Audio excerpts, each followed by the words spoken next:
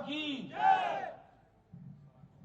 मंच पर विराजमान हम सबके बहुत ही सत्कार योग्य और यहाँ के लोकप्रिय प्रत्याशी भाई इकबाल सिंह लालपुरा जी, हमारे मेंबर पार्लियामेंट संतोष पांडे जी, हमारे जितेंद्र सिंह अटवाल जी, हमारे प्रदेश के कार्य समिति के सदस्य विजय पासी जी, रमेश कुमार वर्मा जी, भूपेंद्र सिंह जी, जरनैल सिंह जी, हमारे और यहाँ उपस्थित गुरचंद सिंह गुर्जर जी, श्री अनिल सच्चर जी, रमेश वर्मा जी, कमल चौधरी जी, दर्शनपाल सिंह सैनी जी, हमारे अभी अभी जिन्होंने पार्टी ज्वाइन की जसविंदर सिंह जस्सी जी, हमारे विशाल नैयर जी, सम्मानित मंच और इतनी बड़ी संख्या में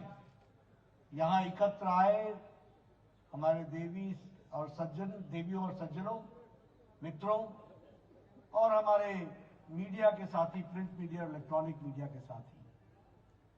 चुनाव के समय में आप सब लोगों को इतनी बड़ी संख्या में यहां पर उपस्थिति और जिस गर्मजोशी से आप लालपुरा जी की बातों में तालियां बजा रहे थे और नारे लगा रहे थे, उसने मेरे को ये विश्वास दिया है कि आपने यहां से भारतीय जनता पार्टी के प्रत्याशी इकबाल सिंह लालपुरा जी को चुनाव जिताने का मन बना लिया है, उनको चुनाव जिताया है।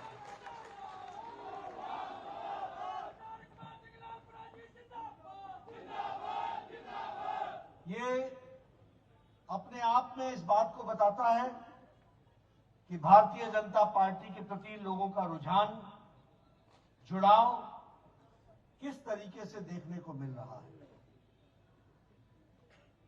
मेरे को बहुत खुशी है कि मुझे आज यहां रोपड़ में आने का मौका मिला। इस विधानसभा से असी हम गल कर रहे हैं, भारतीय जनता पार्टी का कैंडिडेट खड़ रहे। एक समय सी जब असी कभी विश्वास ही नहीं कर सकते सी कि असी भारतीय जनता पार्टी वाले कोई कैंडिडेट इत्थे खड़ा करेंगे। इहदा कारण सी असी अलायंस से संयुक्त अकाली दल के साथ साडा अलायंस लंबे समय तक चलिया। इस करके सानू कभी मौका ही नहीं मिला कि असी भारतीय जनता पार्टी का कैंडिडेट खड़ा करके असी पार्टी को जिताइए और आज तुहाडी सेवा खुद अपने हाथों से करिए। यदा मौका नहीं मिला, आज वो मौका हम सबको मिला है जब कमल के निशान पर इकबाल सिंह लालपुरा जी को खड़ा होने का मौका मिला और आपकी सीधी सीधी सेवा करने का मौका मिला है। ये भी हमको ध्यान रखना है।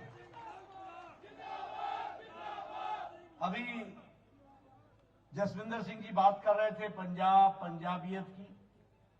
ये पंजाब की भूमि सच में वीर भूमि, क्रांतिकारियों की भूमि, धार्मिक भूमि, और ये खास करके रूपनगर गुरुओं का जहां वास हुआ, ऐसे भूमि पर आना अपने आप में सौभाग्य की बात होती है।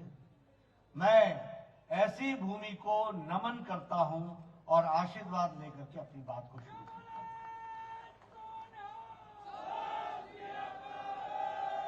मित्रों, कुछ बातें लालपुरा साहब ने आपके सामने रखी है।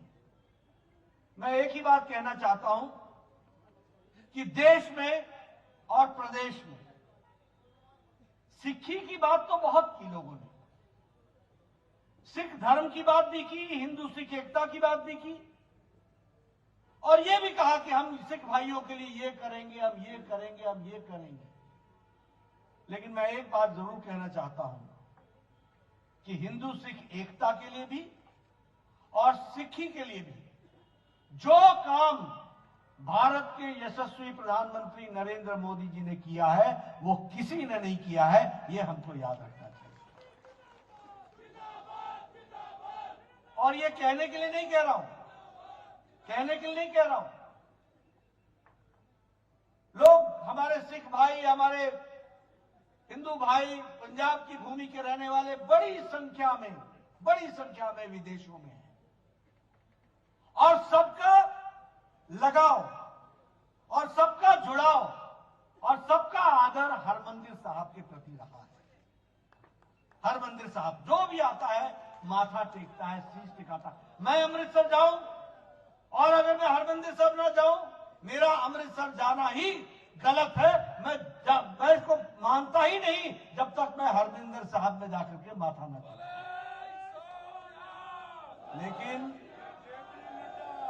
लेकिन आपको जानकर आश्चर्य होगा कि बाहर के लोग, जो हमारे हिंदू सिख भाई बाहर पंजाब की भूमि के रहते हैं, वह हरमंदिर साहब को दक्षिणा दान जो हम डालते थे वह नहीं डाल सकते थे, क्योंकि फॉरेन कंट्रीब्यूशन रेगुलेशन एक्ट के तहत उनको उसको देने की आजादी नहीं थी। ये मोदी जी थे जिन्होंने FCRA का अप्रूवल हरमंदिर साहब को दिलाया। आज दुनिया भर के लोग अपना चढ़ावा हरमंदिर साहब में वहां के विकास के लिए और धर्म के विकास के लिए वो अपना दे सकते हैं। ये काम किसने किया? नरेंद्र भाई मोदी जी ने। इतने नेता आए, दिल्ली की गद्दी पर भी बैठे, बड़े बड़े स्थानों पर बैठे, बड़े बड़े ओहदे संभाले, लेकिन किसी ने भी इसकी चिंता नहीं की। ये भी हमको याद रखना चाहिए। हमारे इतने गुरुद्वारे हैं देश भर में, हमारे इतने डेरे हैं। गुरुद्वारों पर लंगर पर टैक्स लगता था। लंगर पर जो सामान भोजन के लिए आता था उस पर टैक्स लगता था। कोई नहीं पूछ सका, किसी ने नहीं सुध ली। आज मोदी जी ने गुरुद्वारों के लंगर पर से टैक्स हटा दिया है और GST और IGST का 350 करोड़ रुपए सालाना भारत सरकार उसका भुगतान करती है। ये हमको ध्यान रखना है। कभी सोचा था? आज जो लोग जिस तरीके से खड़े होकर के बात करते हैं, जो काम मोदी जी ने किया वो किसी ने किया था? आप बताइए, पाकिस्तान और भारत का विभाजन 47 में हो गया। नानक साहब जाना हमारे लिए दूभर हो गया। वीजा लेकर के जाना पड़ता था, पासपोर्ट लेकर के जाना पड़ता था। इतने सालों से बोल रहे थे कि हम नानक साहब के दर्शन कर सके, हम वहां जा सके, नानक साहब जा सके। किसी ने भी करतारपुर कॉरिडोर की बात की सुध नहीं ली। आपने प्रधानमंत्री मोदी जी को बनाया, उन्होंने पाकिस्तान से बात की, 120 करोड़ रुपए खर्च करके कॉरिडोर बना करके दिया और आज आप वहां दर्शन करने जा सकते हैं। यह परिस्थिति ला चुकी है। उसी तरीके से गुरु नानक जी की वाणी, गुरु नानक जी के द्वारा कहे हुए शब्द, उनका रिसर्च वह सारे देश में फैले। इसके लिए भी गुरु नानक देव यूनिवर्सिटी में एक national institute for interstate faith, इस बात के लिए वहां पर भी उसकी व्यवस्था की गई और 67 करोड़ रुपए प्रधानमंत्री मोदी जी ने सिर्फ इस शिक्षा के लिए कि गुरु नानक जी की वाणी, गुरु नानक जी के कही हुई बात ये दुनिया भर में फैले और दुनिया भर में जो उन्होंने काम किया उसको बताया जाए, इसके लिए 67 करोड़ रुपए की व्यवस्था करके वहां पर उस काम को शुरू किया, रिसर्च शुरू की। गुरु गोविंद सिंह जी का 350 प्रकाश पर्व मनाया गया। जिस धूमधाम से मनाया गया और जिस तरीके से भारत सरकार में मोदी जी के संरक्षण में और मोदी जी की देखरेख में यह प्रकाश पर्व मनाया गया, क्या हम भुला सकते हैं इसको? सारी पंजाब सरकार कांग्रेस की सरकार थी। हमने ये नहीं देखा कि ये सरकार किसी और की सरकार है। हमने ये देखा कि पंजाब के लोग हमारे हैं, उनके द्वारा ये गुरु गोविंद सिंह जी का प्रकाश पर्व पूरे धूमधाम के साथ मनाया जाना चाहिए और इसके लिए हम लोगों ने काम किया। भारतीय जनता पार्टी जिंदाबाद, भारतीय जनता पार्टी जिंदाबाद। मित्रों, आज कांग्रेस के लोग आपके पास वोट मांगने आ रहे हैं। तरह तरह के लोग लुभाने वादे कर रहे हैं। आपको याद है सन 84 के दंगे? आपको याद है क्या कहा था उस समय के प्रधानमंत्री ने? कि जब बड़ा पेड़ गिरता है तो धरती हिलती है। यानी सन 84 के दंगों को ठीक ठहराते हुए उस समय के प्रधानमंत्री ने कहा था, स्वर्गीय राजीव गांधी। याद करना चाहिए कांग्रेस के साथियों को, याद करना चाहिए कांग्रेस को। किसी ने सुध नहीं ली। 30 साल तक हमारी माताएं जो विधवा हुई थी, हमारी बहनें जिनके कोख सूने हुए थे, दिल्ली में, दुनिया भर में, देश भर में जिस तरीके का तांडव नृत्य हुआ था मानवता का, उस समय कोई पूछने वाला नहीं था। 30 साल तक नहीं पूछा। 30 साल दंदनाते रहे दिल्ली में, मौज बनाते रहे दिल्ली में। किसी ने इनको रोकने की कोशिश नहीं की। आपने 2014 में मोदी जी को बैठाया, उन्होंने एसआईटी बैठाई और 30 साल बाद अब उन लोगों को तिहाड़ जेल में पहुंचाने का काम किया तो नरेंद्र मोदी जी ने किया। ये भी याद रखना। जलियांवाला बाग में साउंड एंड लाइट का कार्यक्रम करना, घर की ट्रस्ट बना रखी थी, उसको फिर से मेमोरियल ट्रस्ट बनाना, अपने वीर सपूतों को याद करना, यहां से लेकर के स्वदेश दर्शन के लिए फतेहगढ़ साहब, अंदनपुर साहब, चमकौर साहब, फिरोजपुर अमृतसर साहब, खक्कर कला कल्लानौर साहब, फिर हमारे पटियाला हेरिटेज, इन सबको स्वदेश दर्शन में जोड़ने का काम अगर सर्किट में किया है तो नरेंद्र मोदी जी की दिल्ली में बैठी सरकार ने किया, उनके नेतृत्व में हुआ है। ये भी हमको याद रखना चाहिए। मित्रों, आज हमारे यहां जब 2014 में मोदी जी ने बागडोर संभाली तो सिख भाइयों को, नौजवानों को 18 लाख स्कॉलरशिप थी। आज 32 लाख स्कॉलरशिप है, बढ़ा दी गई है। उसी तरीके से 1600 नए स्कूल बना करके दिए हैं। उसी तरीके से 6 नए नवोदय विद्यालय दिए, 665 हॉस्टल बना करके दिए, 8820 स्मार्ट रूम बना करके शिक्षा के लिए दिए गए और 22 वर्किंग वुमेन हॉस्टल बना करके दिया गया। ये पंजाब, और इसमें प्रदेश सरकार का कुछ भी नहीं है। ये मोदी जी ने सीधे सीधे पंजाब को पहुंचाने का प्रयास किया। और सबसे बड़ी बात है कि 26 दिसंबर को वीर बाल दिवस बनाने के साथ साथ गुरु गोविंद सिंह जी के शहजादे हमारे जोरावर सिंह जी को और उनके छोटे भाई को याद करते हुए, उनके बलिदान को याद करते हुए मोदी जी ने तय किया है कि अब भारत में इन वीर शहजादों के नाम पर वीर बाल दिवस मनाया जाएगा और हर साल मनाया जाएगा। ये भी होगा। मित्रों, अगर मैं विकास की बात करूं, अभी इकबाल जी पूछ रहे थे कि प्रधानमंत्री किसान सम्मान निधि पहुंचती है कि नहीं पहुंचती है। अभी पूछ रहे थे कि बताओ विकास के लिए तुम्हारे यहां घर पर मोदी जी का पैसा पहुंचता है कि नहीं पहुंचता है। मैं आपको बताना चाहता हूं, सिर्फ 2014 तक 3.25 करोड़ लोग थे जो बैंक के खाता धारक थे, ओनली 3.25 करोड़। आज 40 करोड़ लोग बैंक के खाता धारक हैं। और मोदी जी ने कोरोना के दौरान जब न पोस्टमैन मिलता था, न पोस्ट ऑफिस खुला था, न मनी ऑर्डर जाता था, न बैंक खुला था, उस समय सीधे भारत की तिजोरी से 500 रुपए 20 करोड़ बहनों को 3 महीने के लिए लॉकडाउन पीरियड में उनके खाते में 500 रुपए पहुंचाने का काम किया। तो मोदी जी ने किया है, ये भी याद करना चाहिए।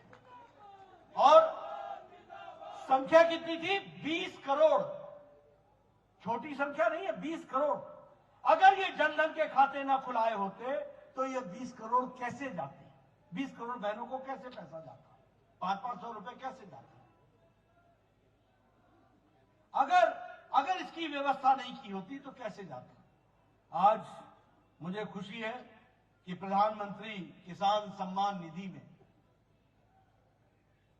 आपके यहां पूरे देश में 180 लाख करोड़ रुपए के दे करके 10 किश्तों में 10 करोड़ 50 लाख किसानों को 2-2 हजार रुपए 10 किश्तों में आपके खाते में पहुंचाने का काम किया। तो तो नरेंद्र मोदी जी ने किया है, ये भी हमको ध्यान रखना चाहिए। किसान की तो बहुत लोग बात करते हैं, किसान आंदोलन की भी बात करते हैं, लेकिन बताइए भारत के आजाद भारत में कोई प्रधानमंत्री या किसी नेता ने किसानों के खाते में 180 लाख करोड़ रुपए, 10 करोड़ 50 लाख किसान के खाते में 2-2 हजार रुपए के हिसाब से 10 किश्तों में पैसा पहुंचाया है तो सिर्फ नरेंद्र मोदी ने पहुंचाया है, ये भी हमको याद रखना चाहिए। भारतीय जनता पार्टी जिंदाबाद, भारतीय जनता पार्टी जिंदाबाद। आप 2014 के पहले 18,000 गांव ऐसे थे जहां बिजली नहीं थी, आज वहां बिजली हुआ। 1,000 दिन में मोदी जी ने बिजली पहुंचाई, 2.5 करोड़ लोगों को सीधे सीधे उनके घरों में बिजली पहुंचाई। और इतना ही नहीं, पंजाब को भारत सरकार ने, पंजाब सरकार इसमें कहीं नहीं आती है, सौभाग्य योजना में 100% इलेक्ट्रिफिकेशन किया है तो मोदी सरकार ने किया है, ये भी हमको याद रखना चाहिए। हाँ, उसी तरीके से आयुष्मान भारत, अब आयुष्मान भारत की बात सुन लीजिए। आप लोगों में बहुत से लोग, आपके भाई बहन सब लोग विदेश में होंगे, उनसे पूछना, अमेरिका का चुनाव होता है तो सोशल सिक्योरिटी पर होता है, यूरोप का चुनाव होता है तो चुनाव हेल्थ सिक्योरिटी पर होता है। हर बड़े बड़े देश में सोशल सिक्योरिटी, हेल्थ सिक्योरिटी की बात होती है, लेकिन मोदी जी ने बिना चर्चा किए हुए 50 करोड़ लोगों को, और 50 करोड़ लोगों को 5 लाख रुपए का हर साल गंभीर बीमारियों से लड़ने के लिए 5 लाख रुपए का हेल्थ कवर दिया है। 5 लाख रुपए का। पहले क्या होता था, अगर किसी गरीब के यहां किसी को कैंसर हो जाए तो समझो उसकी जमीन बिक जाएगी। अगर किसी गरीब के यहां किसी को हार्ट की बीमारी हो जाए, दिल की बीमारी हो जाए, ऑपरेशन कराना पड़े तो समझो उसका घर बिक जाएगा, खेत बिक जाएगा। आज मोदी जी ने 50 करोड़ लोग, यानी 40% भारत की आबादी, यानी दुनिया का सबसे बड़ा हेल्थ कवर प्रोग्राम, और गंभीर बीमारियों के लिए हर साल 2021-22 के बाद अगर 22-23 में 5 लाख अलग से आएगा, हर साल 5 लाख रुपए आपके गंभीर बीमारी के इलाज के लिए व्यवस्था की है तो नरेंद्र मोदी जी ने की है, यह भी हमको ध्यान रखना। दूसरी बात कि अगर पंजाब का आदमी इलाज करने के लिए मुंबई के टाटा कैंसर हॉस्पिटल में जाता है तो उसको भी मोदी जी का पैसा रोपड़ वगैरह आए हुए सीधे दिल्ली से टाटा कैंसर हॉस्पिटल में चला जाएगा और आपका इलाज मुफ्त हो जाएगा, इसकी व्यवस्था की गई है। ये है। और पंजाब में आपकी जनसंख्या है 2 करोड़ 80 लाख, और आपके यहां आयुष्मान से जुड़ने वालों की संख्या है 2 करोड़ 25 लाख। सबसे ज्यादा आयुष्मान भारत का फायदा उठ रहा है तो पंजाब के लोग ले रहे हैं। 2 करोड़ 80 लाख की जनसंख्या, 2 करोड़ 25 लाख, 5-5 लाख रुपए से कवर्ड है। और कौन है इसमें? गरीब लोग हैं, रिक्शा वाला, फेड़ी वाला, रेड़ी वाला, ऑटो रिक्शा वाला, चाय वाला, सब्जी वाला, रेड़ी लगाने वाला, ठेला लगाने वाला, रैग पिकर, जो कूड़ेदान से वो जिसको बोलते हैं कूड़ा भी इकट्ठा करता है और प्लास्टिक इकट्ठा करता है, वो इसमें है। बाल काटने वाला, ऐसे गरीब लोग, टैक्सी ऑपरेटर, टैक्सी चलाने वाला, ऐसे लोगों को 5 लाख रुपए का हेल्थ कवर मोदी जी ने पहुंचाया है, यह भी हमको ध्यान रखना चाहिए। और किसान की बात की गई, लालपुरा साहब बात कर रहे थे, सबसे ज्यादा रिकॉर्ड खरीदी हुई है 5 साल के अंदर, रिकॉर्ड प्रोक्योरमेंट वीट का हुआ है, वो भी हमको देखना चाहिए, ध्यान में रखना चाहिए।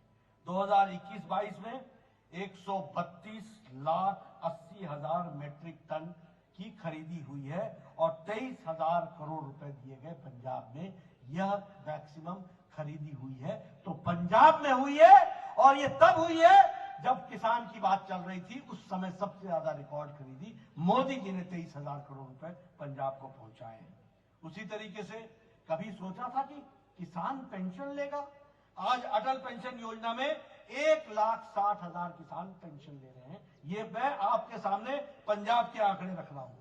ई श्रम कार्ड यानी श्रम कार्ड की दृष्टि से जो बेरोजगार हैं उनको बेरोजगार का भत्ता मिले और साथ में उनकी व्यवस्था के लिए किया जाए। ये ई श्रम कार्ड के लोग 41 लाख लोग पंजाब से हैं, ये भी हमको ध्यान में रखना है।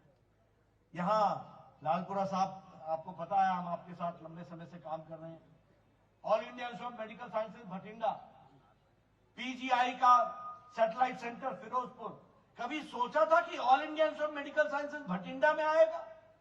लोग बोलते थे भटिंडा से कैंसर के लिए एक ट्रेन चलती थी, भटिंडा एक्सप्रेस, उसको कैंसर एक्सप्रेस बोलते थे, नहीं बोलते थे, और बीकानेर जाते थे। आज बीकानेर जाने की जरूरत नहीं है, भटिंडा में ही उनका इलाज होगा। इस बात की जो काम किया है, ये भी हम फिरोजपुर में सैटेलाइट सेंटर, यहां रोपड़ के बगल में ऊना में वहां एक सैटेलाइट सेंटर पीजीआई सेंटर का, स्वास्थ्य के दृष्टि से एक नए आयाम को लिखने का प्रयास हुआ है, ये भी हम सबको ध्यान में रखना है। मित्रों, जहां तक कांग्रेस का सवाल है, मैंने आपको बताया 84 से लेकर के आज तक का इतिहास। आप पार्टी के बारे में हमारे जसविंदर सिंह जी ने कुछ चर्चा की, उन्होंने कुछ बात की।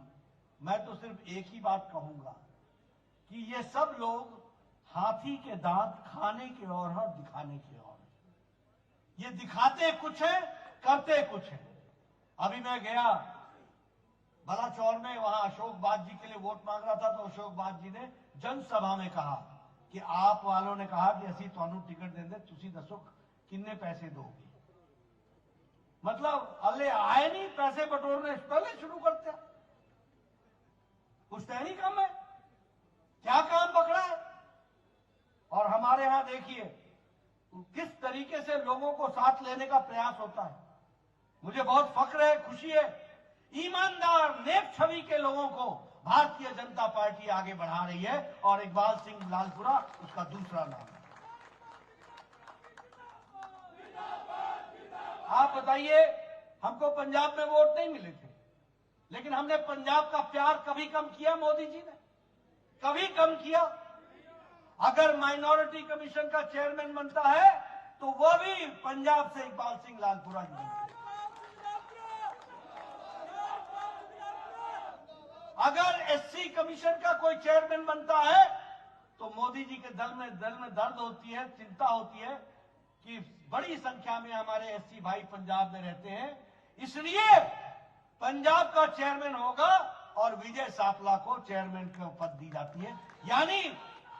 यानी 5 कमीशन में से 2 कमीशन पंजाब को जाते हैं। ये पंजाब के प्रति प्यार है, ये भी हमको याद रखना। मित्रों, जहां तक लालपुरा जी का सवाल है, मुझे ये सौभाग्य मिला था कि अरुण जेटली जी के सामने जब पार्टी आपने ज्वाइन की थी तो मैं वहां पर हाजिर था और मैं पंजाब का प्रभारी था। जिस मेहनत के साथ आपने ईमानदारी से पंजाब की जनता की सेवा की एक पुलिस अधिकारी के रूप में, मैं आपको सलाम करता हूं और पंजाब की जनता को सलाम करना चाहिए। आतंकवादी समय में भी तरन से लेकर के अमृतसर जैसी जगह में भी अमन चैन शांति लाने का काम में इकबाल सिंह लालपुरा जी का बहुत बड़ा योगदान था, ये हमको याद है। और ऐसी शख्सियत भारतीय जनता पार्टी से जुड़ रही है।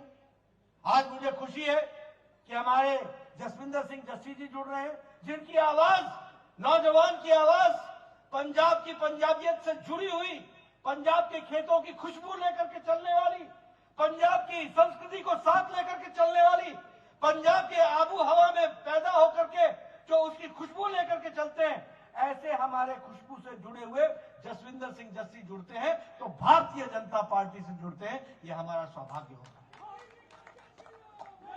वैसे ही हमारे क्रांतिकारी सुखदेव जी के परिवार के लोग, विशाल नैयर जी अगर जुड़ते हैं तो भारतीय जनता पार्टी से जुड़ते हैं, ये हमारे लिए सौभाग्य की बात है।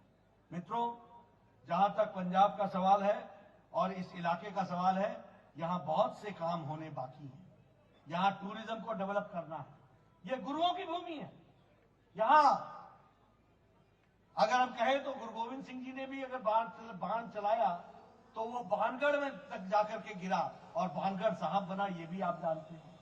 इसके साथ साथ यहां पर अपने गुरुओं ने जिस तरीके की सेवा की है वो भी हम सबको मालूम है। तो यहाँ पर टूरिज्म के स्कोप को बढ़ाना ये हमारा काम है। अच्छी स्वास्थ्य सेवा देना ये हमारी जिम्मेवारी है। मैं शब्द बोल रहा हूं, जिम्मेवारी है। इस जिम्मेवारी को हम पूरा करेंगे। उसी तरीके से शिक्षा को आगे बढ़ाना ये हमारी जिम्मेवारी है। ट्रांसपोर्ट की जो पॉलिसी है, जिसमें प्राइवेट ट्रक ऑपरेटर्स की पॉलिसी बन करके प्राइवेट ट्रक ऑपरेटर्स को भी एक नीतिगत निर्णय के अंदर उनको भी ठीक ढंग से काम करने का मौका मिले, ये करना हमारी जिम्मेवारी है, जिसको हम पूरा करेंगे। साथ ही साथ हमारी इंडस्ट्री को रिवाइव करना ये भी हमारी आवश्यकता है। यहाँ इंडस्ट्रियां नहीं रही, जो थी वो भी जा रही थी, पलायन हो रहा था, कोई विकास के काम नहीं हुए। ये सारी बातों को समझने की जरूरत है। और आप ही बताइए, ये हमारी ही सरकार थी ना, नितिन गडकरी जी, मोदी जी के नेतृत्व में ये जो आपका हाईवे बना 4 लेन वाला, इसमें जो तीव्र गति से काम चला तो तभी चला, नहीं तो क्या हाल थे रोपड़ के सड़क के, तो वो तो आप भी जानते हैं और हम भी जानते हैं। पुराना बस स्टैंड और नया बस स्टैंड इसके बीच में ही घूमते रहते, ये सब हमने देखा है, अपनी आंखों से देखा है। आज 4 लेन, कोई ऊपर से सड़क जा रही है, कोई नीचे से सड़क जा रही है, पंजाब को जोड़ने का काम किया है, तो वह भी मोदी जी की सरकार ने किया है, ये हमको याद रखना चाहिए। इसलिए हम विकास के साथ आगे बढ़ेंगे और पंजाब को एक नया पंजाब, सुरक्षित पंजाब।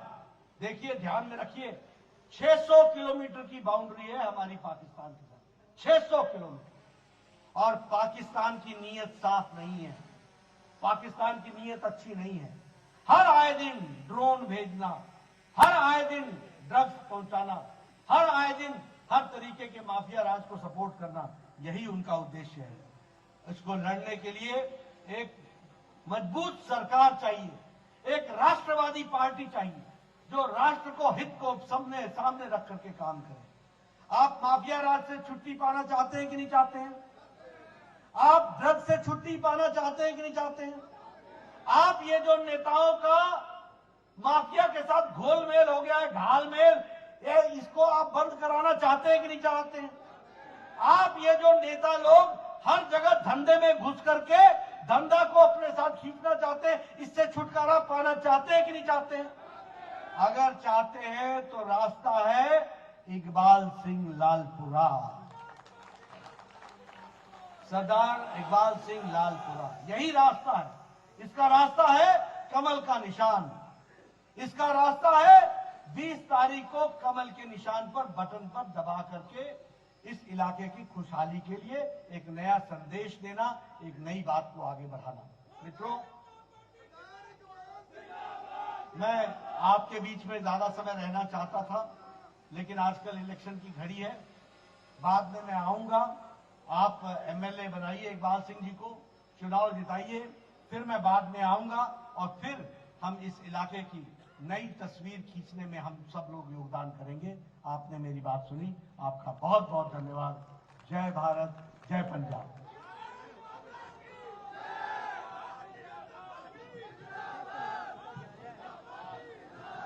मैं सारे बेनती करांगा कि हुण साडे राष्ट्रीय अध्यक्ष जी का सम्मान सरदार इकबाल सिंह लालपुरा जी और अपने इलाके वालों करनगे। भारत माता की, भारत माता की।